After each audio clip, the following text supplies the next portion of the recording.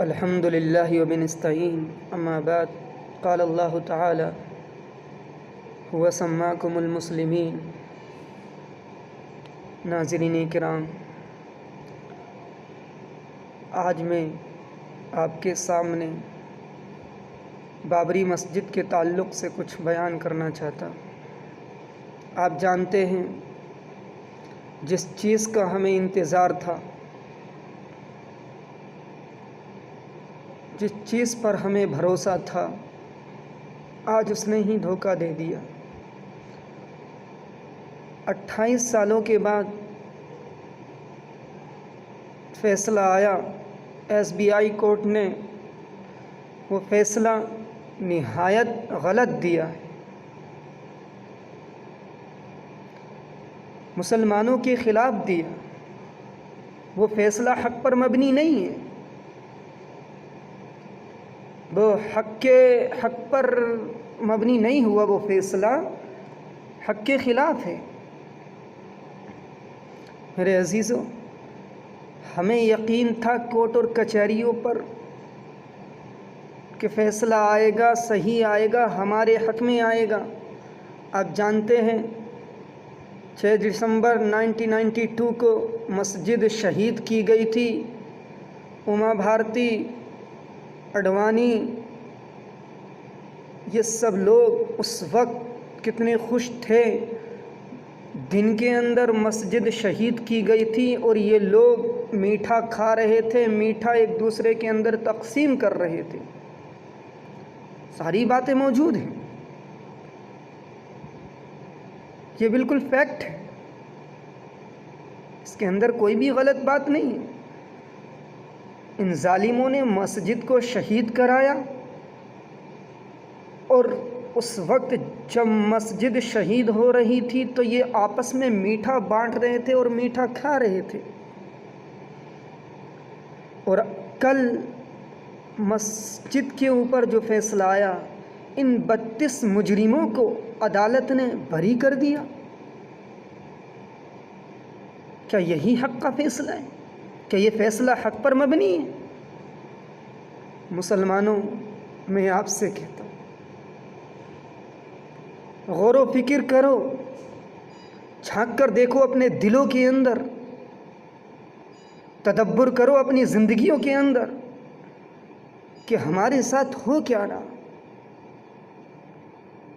ہم سے ایسا کھیل کیوں کھیلا جا رہا ہے؟ سمجھو بات کو.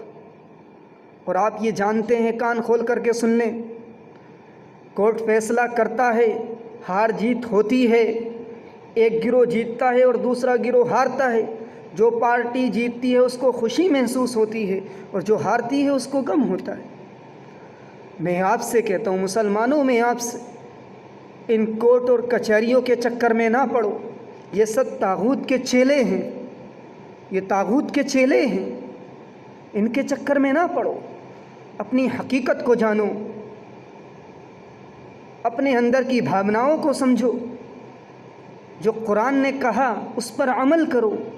پیارے رسول صلی اللہ علیہ وسلم نے جو کہا اس پر عمل کرو.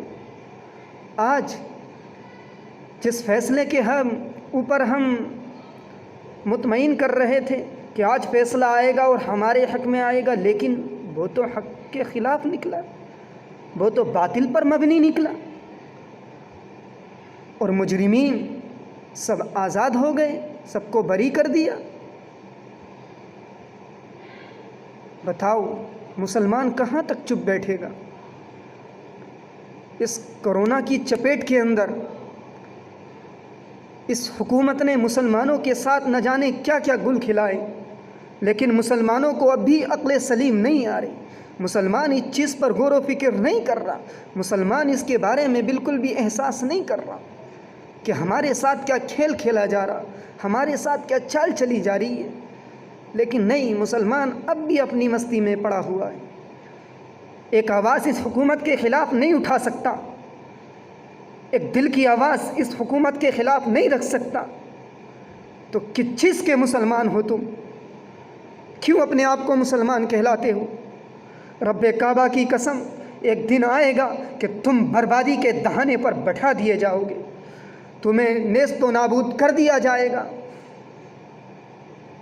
سمجھو اپنی حقیقت کو، یہ حکومت تمہیں برباد کرنا چاہتی ہے، یہ حکومت تمہیں ذلیل کرنا چاہتی ہے، یہ حکومت تمہیں دوسروں کے سامنے نیچا جھکانا چاہتی ہے۔ لیکن مسلمانوں، اللہ کے رسول کے کلام کو پہچانو۔ اللہ کے رسول نے فرمایا لا تزال طائفۃ من امتی یقاتلون علی الحق، برابر میری اس امت کے اندر ایک ایسی قوم رہے گی جو باطل طاقتوں سے لڑتی رہے گی، باطل طاقتوں کا مقابلہ کرتی رہے گی۔ اللہ کے رسول تو یوں فرما رہے، لیکن آج ہمارا حال کیا ہے؟ ہم ان باغی حکومتوں سے کیوں نہیں لڑ رہے؟ ان حکومتوں کے خلاف اپنی آوازیں کیوں نہیں اٹھا رہے؟ کیوں ہم حق کے لیے نہیں لڑ رہے؟ سارے بل پاس ہو رہے ہیں اور ہم چپ چاپ بیٹھے رہ جاتے ہیں۔ یہ آخر وجہ کیا ہے؟ کب تک تم لوگ حکومت کی ہاں میں ہاں کرتے رہو گے؟ کب تک تم ان کی چاپلوسی کرتے رہو گے؟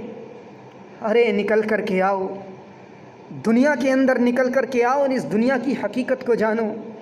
یہ دنیا ہے کیا چیز؟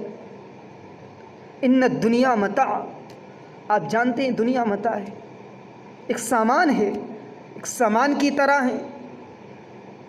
میرے عزیزوں، اپنی حقیقت کو پہچانو اور بابری مسجد کے بارے میں غور و فکر کرو، ان عدالتوں کے بارے میں سوچو جو آج بالکل حق کے خلاف اپنے بیانات دیتے ہیں، اپنے فیصلے کرتے ہیں۔ بتاؤ یہ فیصلہ مسلمانوں کو تڑپا دینے والا ہے، مسلمانوں کے اندر آگ لگا دینے والا ہے۔ اگر اس پر بھی مسلمان خاموش رہے تو یاد رکھ لینا، کل تمہارا نام لینے والا کوئی نہیں بچے گا، کل تمہاری کوئی حقیقت نہیں بچے گی۔ آؤ نکل کر کے آوازیں اٹھاؤ، اس بل کے خلاف احتجاج کرو، جاؤ ہائی کورٹ کے اندر رکھو اپنی بات کو۔ لیکن نہیں، مولوی صاحب ایسی بات مت کہیے گا۔ مولوی صاحب آپ کیا کہہ رہے ہیں؟ حکومت کے خلاف آواز اٹھانے کو کہہ رہے ہیں؟ ہمیں جیل میں ڈال دے گی۔ ارے کیوں تم جیلوں سے ڈرتے ہو؟ جیل میں جانا بھی اللہ کے رسول حضرت یوسف علیہ السلام کی سنت ہے۔ حضرت یوسف بھی جیل گئے تھے۔ میرے عزیزو، جیل سے مت ڈرو، جیل جانا کوئی بڑی بات نہیں ہوا کرتی۔ جائیں گے آئیں گے، جائیں گے آئیں گے، یہ تو لگا رہتا زندگی کے اندر۔ جیل سے مت ڈرو، لیکن اپنی حقیقت کو پہچانو۔ آپ سے میں مؤدبانہ اپیل کرتا ہوں، آپ سے